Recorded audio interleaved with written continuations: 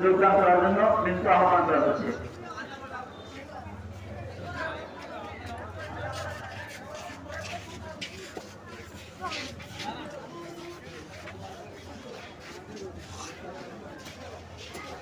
আগামী ১৪ জানুয়ারি মধ্যবাগ ইসলামী সমাজ সম্মান দিবস অনুষ্ঠিত হতে যাচ্ছে।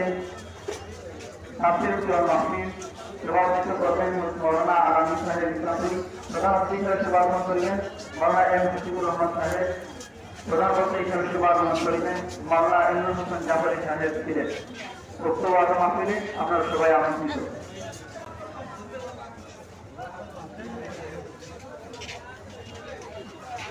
আমাদের মাহফিলের স্বেচ্ছাসেবকের কাজ যাদেরকে দেওয়া হয়েছিল, দয়া করে আমাদের স্টেজের পাশে আমাদের মাহফিল কমিটি ওয়ার্ড কমিটির ভাইদের কাছে দয়া করে স্বেচ্ছাসেবকের কাজটি জমা দিয়ে দিবেন।